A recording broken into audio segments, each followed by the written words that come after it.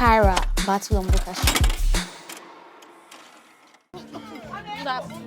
Sir, ma, please don't we like to have.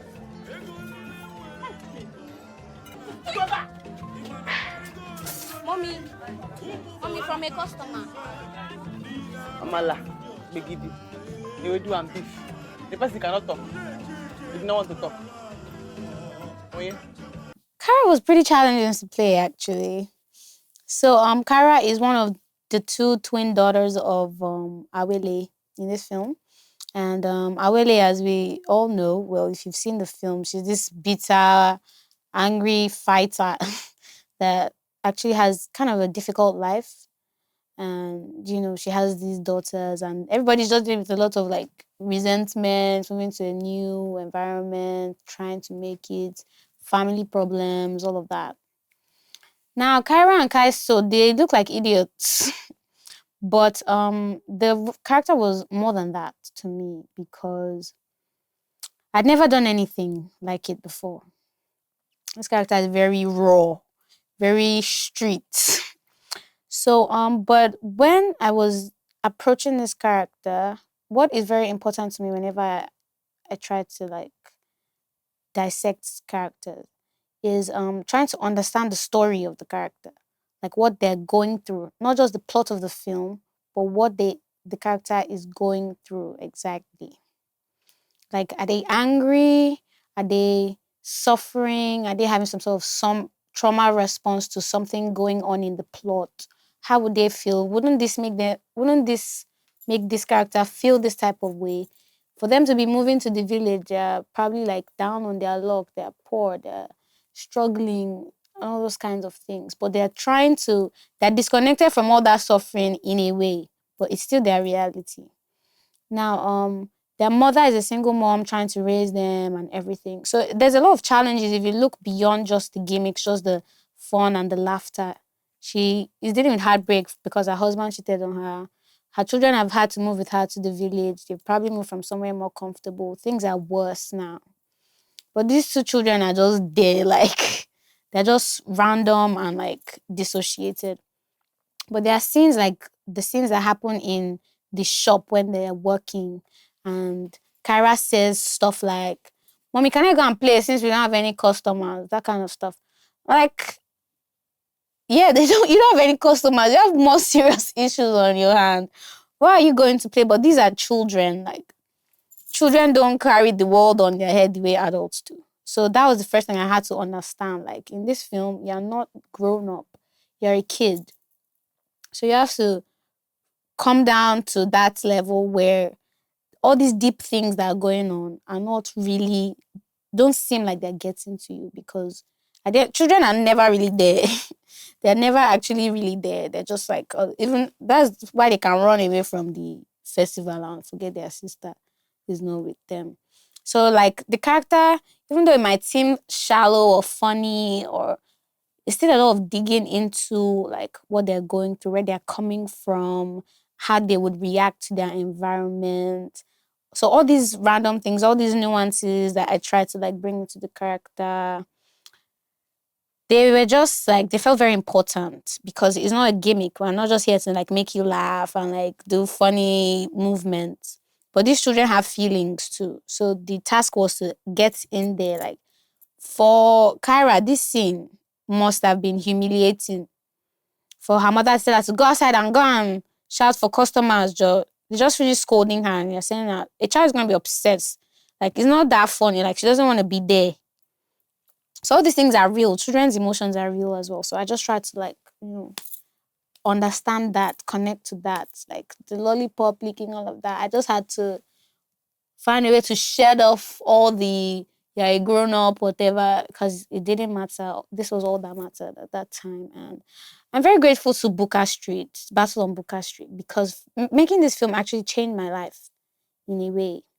Because I got to work with like really incredible people and we spent a lot of time together. And we talked a lot.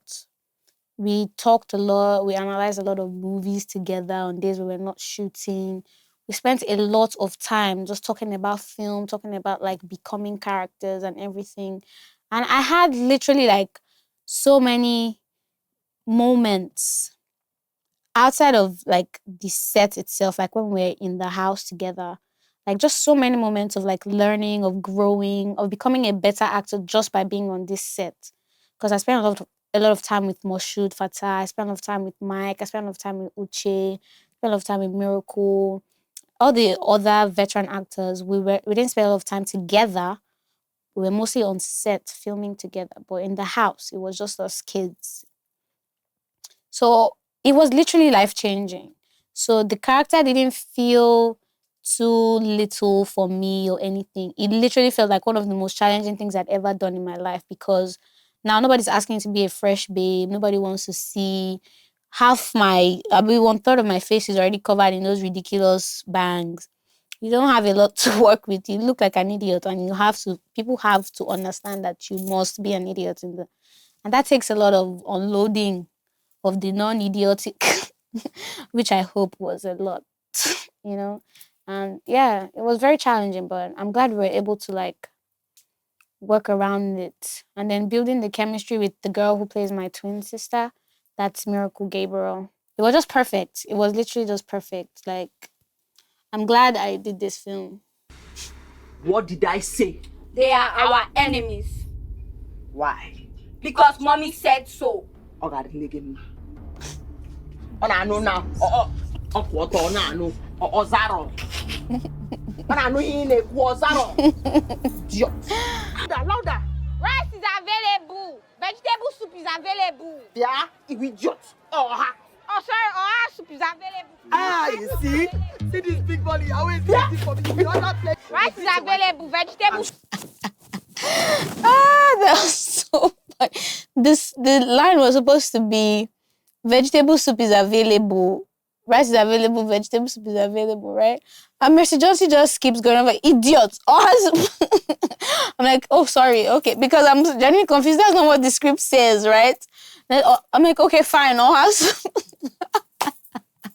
So the character work I do it way before the scene is to be shot, obviously.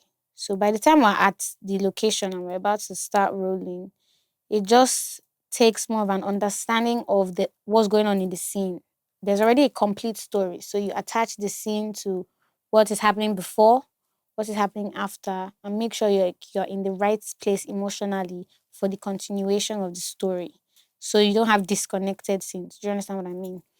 So like for all these scenes, so before you start, like the scene where we run in from the festival, Miracle and I were just standing outside the door for a bit and just like jogging, trying to like trigger the sweatiness a little bit.